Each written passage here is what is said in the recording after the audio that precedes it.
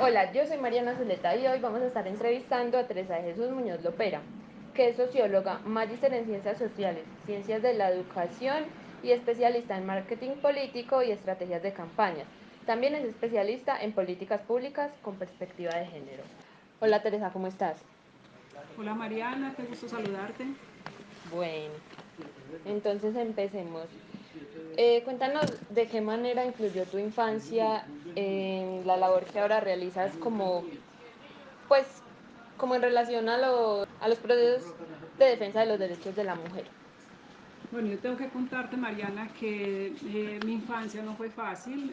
Yo soy hija de una familia muy numerosa. Mi papá y mi mamá les dio por tener bastantes hijos e hijas. O sea, tengo 9 hermanos, un hermanito murió. O sea, mi mamá tuvo 12 partos. Somos en total, mi mamá tuvo 10 hombres, 2 mujeres. Yo soy la mayor de las mujeres, por tanto a mí me tocó ayudar bastante en la labor de la reproducción del hogar. Me tocó ayudar mucho a mi madre. Me tocó cuidar de mis hermanitos menores, casi que asumir la maternidad de mis hermanitos menores. Por tanto, tuve una infancia donde nos tocó hacer bastante oficio y sobre todo que mi familia, mi papá es campesino, él era campesino, mi papá ya murió, mi mamá es campesina, por fortuna aún sigue viva, pero bueno, fue una labor del campo, fue una labor muy dura, fue una labor muy difícil y dentro de esa labor también estaba, digamos, lo que mis padres me inculcaron mucho el tema de la religión católica. Por tanto, el trabajo desde la infancia fue arduo y duro, pero también ese asunto por ayudar a los demás. Desde la religión católica yo empecé en unos procesos de acompañamiento a otros jóvenes, a otros niños y niñas en la catequesis y digamos lo que eso me llevó también a motivarme por ayudar a otros y a otras. ¿Y viviste machismo? No. Por supuesto, decirlo más duro. ¿Viví qué? El machismo, te tocó vivir el Eso machismo. tenemos que hablarlo duro, tenemos que Sí. hablar muy duro de lo que significa el machismo, tenemos que hablar muy duro de lo que significa todo el sistema patriarcal, tenemos que hablar muy duro de lo que significa la lucha de las mujeres por salir adelante. O sea, realmente tenemos que hablar duro y hablar duro significa ponerle voz alta, significa poder poner en el debate de lo público muchas de aquellas cosas que niñas y niños y niñas y sobre todo niñas y mujeres están padeciendo hoy. La verdad es que fue muy difícil, pues te digo que con mis 9 hermanos, pues una de las labores que me tocaba hacer era que mi mamá no permitía que ellos se acercaran a la cocina, mi mamá no permitía que ellos hicieran labores que podrían hacer, pues porque en esa época se creía que por allá tenían unos dichos, algo así como que los hombres en la cocina huelen a rila de gallina, que podían volverse maricas, que podían volverse homosexuales. Entonces mi mamá ni siquiera permitía que mis hermanos pudieran incluso lavar los platos. A mí me tocaba sacarle los calzoncillos del baño, me tocaba lavarle los tenis, me tocó planchar desde que tenía 6 7 años hasta que entré a la universidad.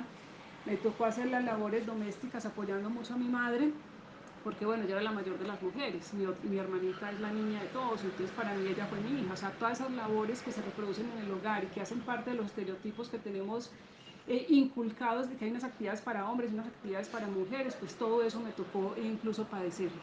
Yo vine a decir, incluso a veces lo expreso de una manera muy coloquial, digo que mi primera revolución la viví cuando dejé la plancha, cuando yo dije ya no plancho más, ya dejo de planchar. En ese momento yo dije, eso fue como una revolución, porque en mi casa fue bastante duro. Y ese momento fue en el momento en el que yo estaba ya como por el segundo semestre de sociología, donde yo empecé a entender que yo tenía derechos, que era una mujer con derechos.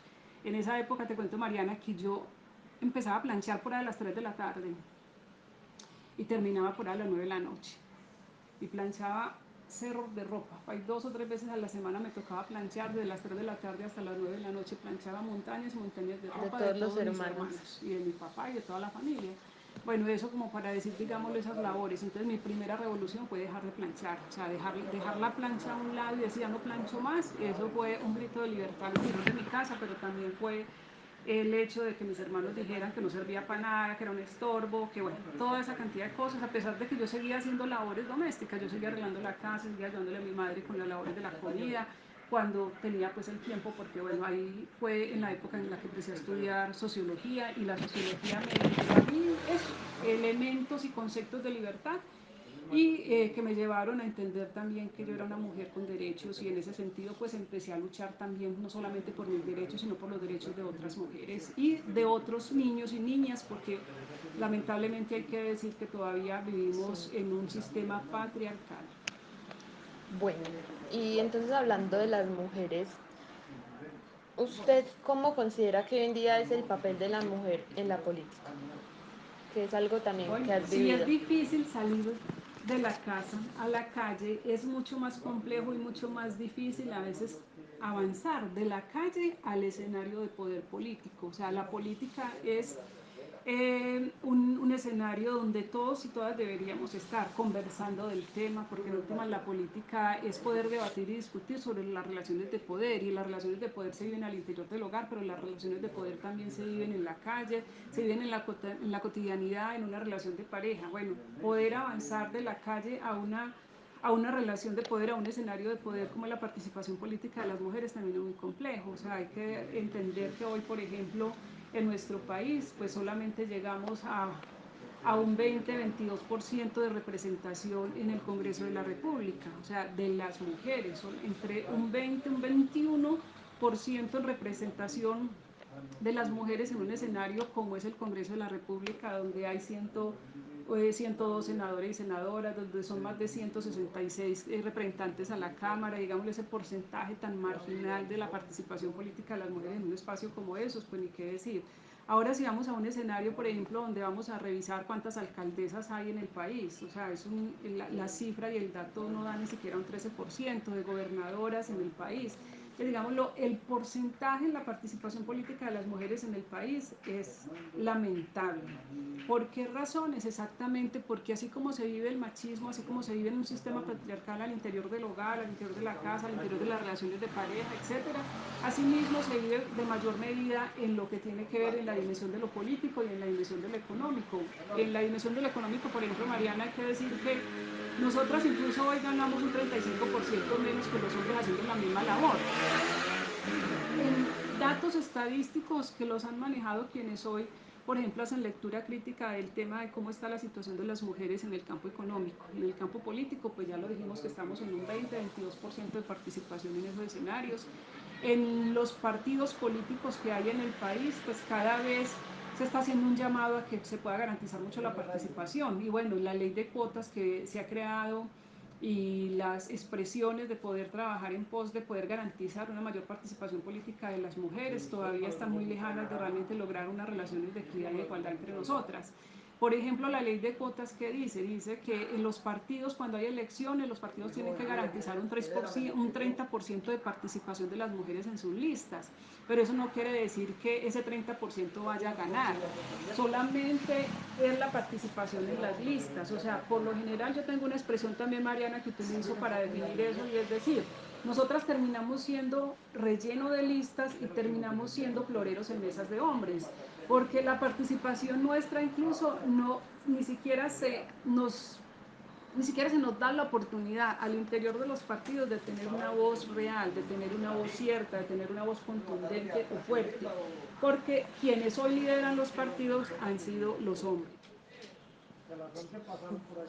Bueno, tú tuviste la oportunidad de conocer a una escritora que te gusta mucho, Sí, que se llama Gioconda Belli, ¿cierto? sí. Bueno, ¿nos puedes contar ella qué enseñanza te dejó, pues que te haya ayudado como en los procesos que ahora haces para hacer labor social y todas esas cosas? Bueno, Mariana, te agradezco mucho que me preguntes por Gioconda Belli. Gioconda Belli es una poetisa y escritora nicaragüense que la vida me la regaló. Yo cuando estaba en la universidad estudiando sociología, yo leía sus poemas. De hecho, cuando ya fui a trabajar a Bogotá y tuve un empleo y una posibilidad de hacer algo diferente, que estaba como secretaria de Integración Social en Bogotá, decidí ponerme a buscarla. Yo la voy a buscar, pero yo me había leído un libro de ella, uno de los últimos libros que ella escribió, que se llama El País de las Mujeres, que invito a los hombres y mujeres a leerlo, pero de manera especial a las mujeres. Se llama El País de las Mujeres, de Gioconda Belli. En ese libro, Gioconda Belli habla de una palabra hermosa que se llama cuidadanía. Y esa palabra la extraje de ahí, de ese libro. empecé a trabajar con esa palabra en Bogotá porque también era un mensaje, decir cómo me cuido yo, cómo cuido al otro, a la otra, cómo cuido el entorno, cómo cuido el recurso público, cómo cuido el ambiente, cómo cuido el planeta, cómo poder hablar de cuidadanía y cómo poder hacer acciones de transformación. Entonces también me dediqué en la tarea de decirle, vamos a buscarla. Yo la conocía ya hace muchos años, pues a través de la lectura, y nos dimos en la tarea de buscarla, la encontramos y la contactamos y la llevamos a Bogotá. Estuvimos con ella en Bogotá haciendo toda la promoción de esa estrategia de cuidadanía. Después, bueno, en esa relación con ella y en ese tejer con ella también empezamos a generar una relación de amistad y que me ha llevado a que ella pueda estar 2 veces en Medellín haciendo también labor. Hemos dado charlas sobre el tema de cuidadanía, hemos hablado sobre el país de las mujeres, hemos hablado sobre la participación política de las mujeres y ha sido un regalo de la vida Gioconda Belli para mí. Hoy seguimos dolidas por lo que pasa en el continente.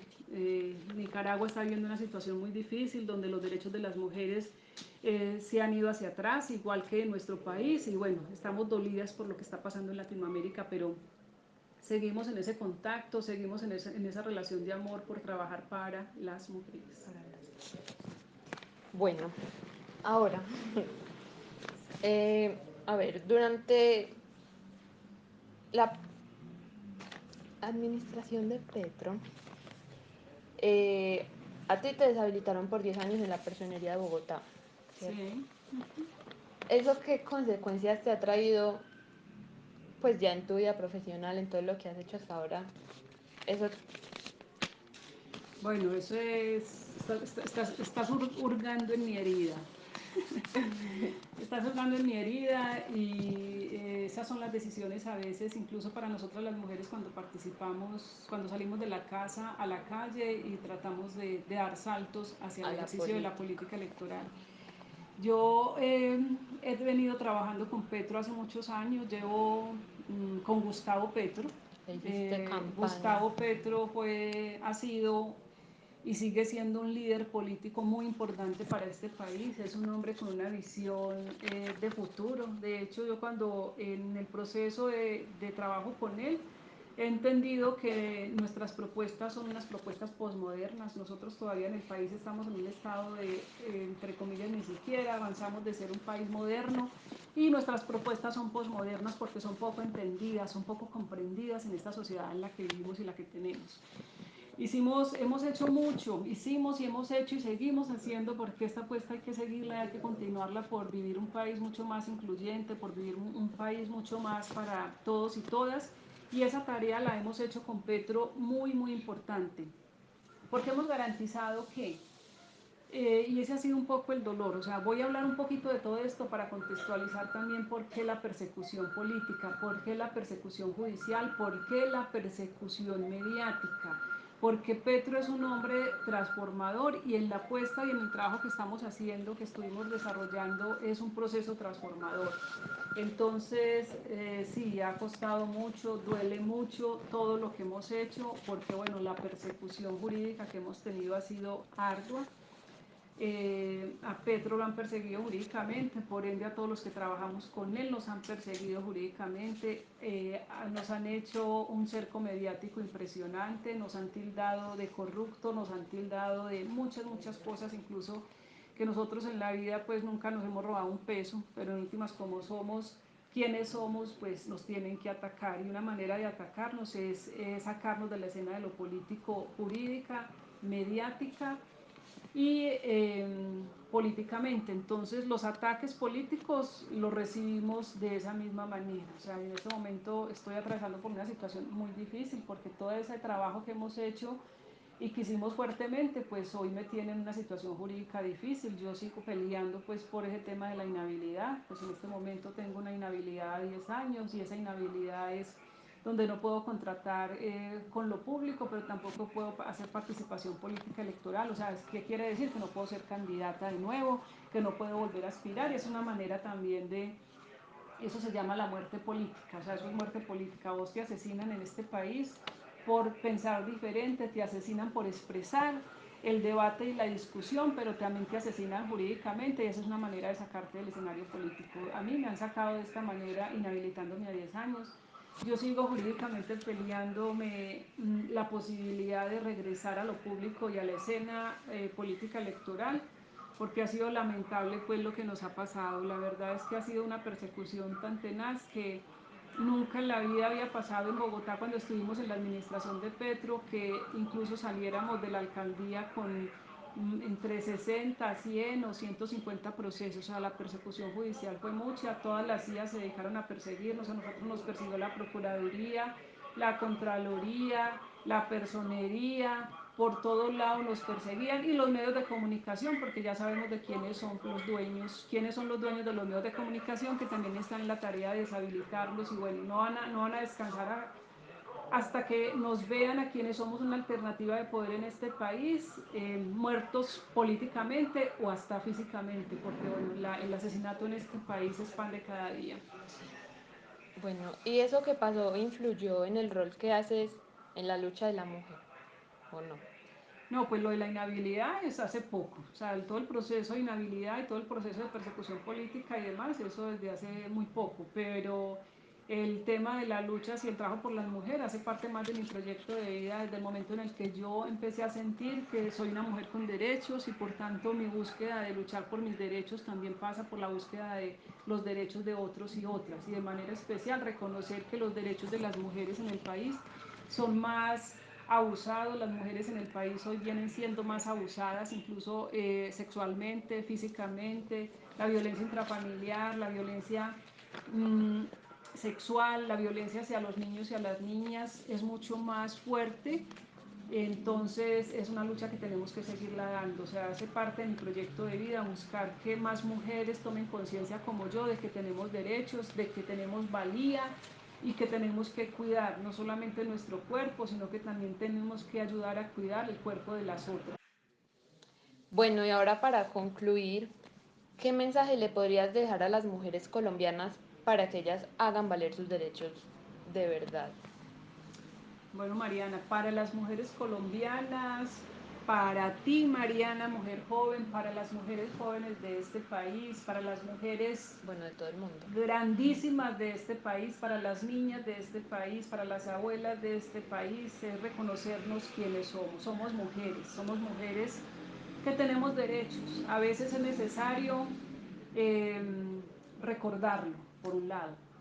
Otras es necesario saberlo, y por eso es bueno acercarnos a procesos de organizaciones de mujeres, por eso es bueno informarnos, por eso es bueno aprovechar ese potencial que tenemos nosotras para salir de la casa a la calle, y para salir de la calle y del contexto del barrio a la participación política electoral. Nosotras podemos ser transformadoras de este país que queremos tanto. Nosotras podemos ser mujeres que avancemos a cambiar también este país, pero tenemos que tomar la decisión de salir de la casa a la calle y dar ese salto de la calle a la participación política electoral. Nosotras tenemos la fuerza, tenemos el poder de las mujeres para transformar, y ese es un llamado que le hacemos, y agradecerles también como este momento, Mariana, de poder generar este espacio para decirles, a pesar de la persecución que he tenido física, porque me han amenazado muchas veces, a pesar de la persecución jurídica que he tenido porque me han inhabilitado por 10 años, a pesar de la persecución mediática que he tenido porque han hecho uso de mi nombre para desprestigiarme, a pesar de la persecución política que he tenido incluso al interior de mis partidos o de las apuestas políticas donde he estado, más de otros y otras que están en la política, a pesar de todo eso, yo sigo creyendo en la participación política de las mujeres, yo sigo creyendo en el poder que nosotras tenemos para ayudar a que niños y niñas estén mejor, para ayudar a que en este país realmente vivamos en un país de humanos. Esa es la invitación. A pesar de los pesares, tenemos que levantarnos cada día con la fuerza de ser mujeres poderosas. Bueno, Teresa, muchísimas gracias por darnos esta entrevista y nos despedimos. No, gracias a ti. Muchas gracias.